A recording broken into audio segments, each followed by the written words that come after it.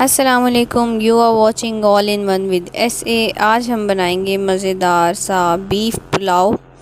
और बहुत ही लजीज और बहुत ही डिफरेंट किस्म की रेसिपी है, आपके साथ शेयर करूँगी। ज़रूर ट्राई करिएगा और बताइएगा कैसी लगी आपको रेसिपी। तो चलिए चलते हैं अपनी रेसिपी की तरफ। लेकिन उससे पहले चैनल को आप लोग कर दीजिए सब्सक्राइब और रेसिपी को काइंडली एंड तक देखा करें ताकि कोई भी चीज़ मिस ना हो और हर चीज़ आपको परफेक्टली जो है वो समझ में आ जाए और बिल्कुल भी जो है टेस्ट में डिफरेंस ना रहे।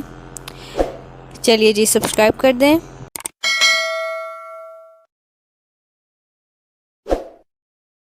बिस्मिल्लाहिर्रहमानिर्रहीम। प्रेशर कुकर ले लिया है मैंने और इसमें मैं डाल दूँगी ऑयल। तकरीबन हाफ़ कप के करीब इसमें मैं ऑयल ऐड करूँगी। और ऑयल जैसे ही हमारा थोड़ा सा गर्म हो जाएगा, मैं इसमें प्याज ऐड कर दूँगी। 2 बड़े बड़े प्याज मैंने ले लिए थे जिनको मैंने रफली सा चॉप कर लिया था। और इनको डालकर हम इसको थोड़ा सा फ्राई कर लेंगे। इसको आपने ज़्यादा फ्राई नहीं करना, ज़्यादा डार्क ब्राउन नहीं करना। जैसा ही थोड़ा सा प्याज का कलर चेंज हो, प्याज सॉफ्ट हो जाए, तो हम अगला स्टेप अपना करेंगे जी। तो ये प्याज का देखें कलर चेंज हो चुका है, प्याज सॉफ्ट हो चुकी है। इससे ज़्यादा हमने इसको फ्राई नहीं करना, ज़्यादा डार्क ब्राउन नहीं करना। इससे क्या होता है कि पुलाव का कलर जो है वो ख़राब हो जाता है। तो इसको मैं ज़्यादा गोल्डन ब्राउन नहीं करूँगी। चलें जी, इसके साथ ही मैं इसमें ऐड कर दूँगी जिंजर गार्लिक पेस्ट। तकरीबन 1 टेबलस्पून भर के आपने इसमें जिंजर गार्लिक पेस्ट ऐड कर देना है और इसको भी प्याज के साथ थोड़ा सा हम भून लेंगे। पुलाव तकरीबन हर घर में बनाया जाता है और हर किसी की अलग अलग रेसिपी होती है, डिफरेंट टेस्ट होता है। तो उम्मीद करती हूँ कि आपको मेरी रेसिपी भी बहुत पसंद आएगी अगर आप इसको स्टेप बाय स्टेप फॉलो करेंगे और सेम ऐसे ही इंग्रेडिएंट्स यूज़ करेंगे। अच्छा जी, अब मैंने 3 से 4 हरी मिर्चें ऐड कर दी हैं और 2 अदद मैंने टमाटर रफली चॉप कर लिए थे, वो ऐड कर दिए हैं। इनको भी प्याज के साथ थोड़ा सा भून लेंगे। जैसे ही टमाटर हमारे थोड़े से सॉफ्ट हों, मैं इसमें मसाले ऐड करूँगी। पुलाव में जो है बारीक वाली जो हरी मिर्च है वो यूज़ किया करें, उसकी बहुत अच्छा सा एक स्पाइस आता है। अच्छा जी, ये कुछ मसाले हैं जिसमें सॉल्ट है 1 टेबलस्पून, और धनिया पाउडर है 1 टेबलस्पून, ज़ीरा पाउडर है 1 टीस्पून और 1 टीस्पून ही मैंने इसमें डाला है गरम मसाला।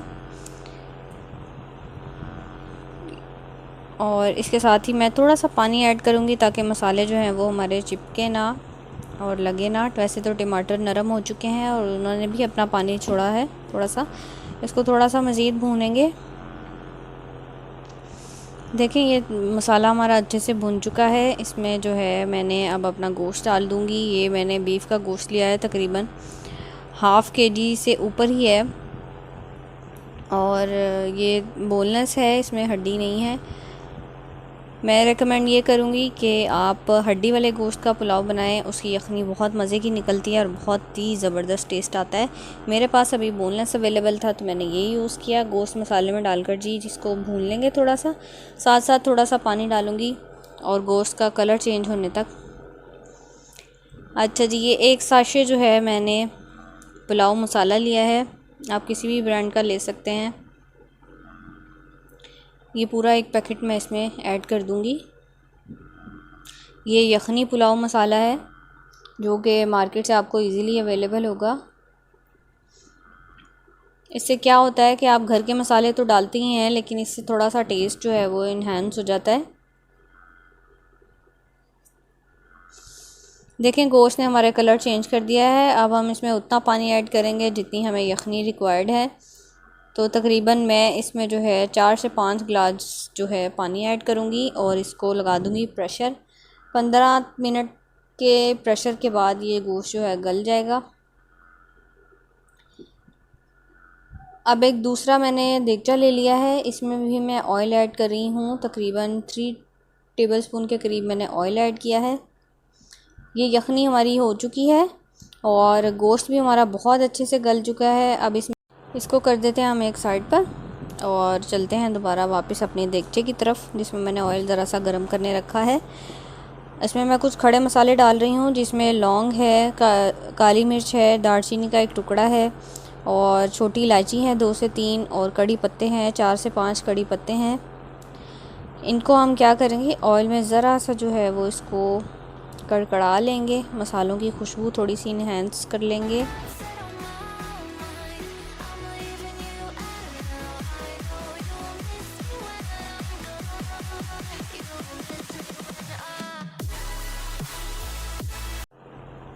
जी तो ये हमारा ऑलमोस्ट डन है। अब मैंने क्या किया है कि यखनी जो है वो इसमें डाल दी है और आहिस्ता आहिस्ता करके आपने पूरी यखनी जो आपने तैयार की थी वो आपने डाल देनी है। कोई इसको छानने की ज़रूरत नहीं है, मैंने बिल्कुल ऐसे ही यखनी डाल दी है।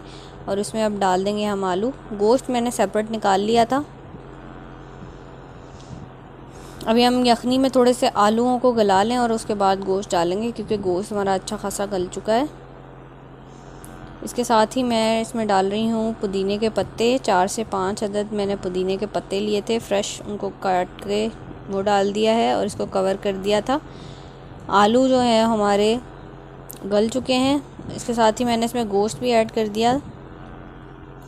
इसको थोड़ा सा जोश आने देंगे और यहाँ पे डाल रही हूँ मैं इसमें हरा धनिया। तकरीबन आधी गड्डी के करीब हरा धनिया मैंने इसमें डाला है। और जैसे इसमें बॉयल आ रहा है मैं इसमें चावल ऐड कर दूंगी। ये मैंने 3 से 4 कप चावल लिए हैं, जिनको मैंने आधा घंटा पहले भिगो कर रख दिया था। और यखनी भी हमारी बिल्कुल इक्वल है। इस स्टेज पर नमक ज़रूर चख लिया करें चावलों में। और मुझे जो है नमक थोड़ा सा कम लग रहा है, तो मैं इसमें नमक जो है वो ऐड कर दूंगी थोड़ा सा, तकरीबन 1 टेबलस्पून के करीब और इसमें नमक जाएगा। चलें जी, मैं इसको दोबारा से कर लेते हैं थोड़ा सा मिक्स। चावल डालने के बाद आपने ज़्यादा इसको हिलाना नहीं है, बस हल्के हाथ से इसको मिक्स कर लें। चावलों का पानी कर लेंगे ड्राई। और देखें काफ़ी हद तक ये ड्राई हो चुका है, बस थोड़ा सा इसको और ड्राई करेंगे।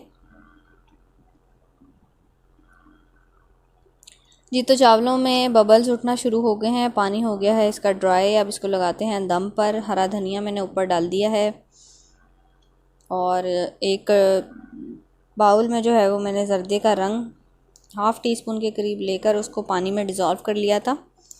हरा धनिया डालने के बाद मैं ज़र्दे का रंग इस पर डाल दूँगी। इससे पुलाव में बहुत मज़े का कलर आता है और देखने में अच्छा लगता है। इसको लगा देंगे जी दम 10 मिनट के लिए। चलें जी, 10 मिनट बाद इसको चेक करते हैं। जी तो हमारे चावल हो चुके हैं दम। खोलते हैं इनको। बिस्मिल्लाहिर्रहमानिर्रहीम। देखें कितने मज़ेदार लग रहे हैं ये, कितने खिले खिले चावल बने हैं। ज़रूर ट्राई करिएगा, आपको बहुत पसंद आएगा। बहुत ही सिंपल और बहुत कम इंग्रेडिएंट्स में रेडी होने वाली रेसिपी है। पसंद आए तो लाइक और शेयर करिएगा। अपना ख्याल रखिएगा, दुआओं में याद रखिएगा। खुश रहिए, आबाद रहिए। अल्लाह हाफ़िज़।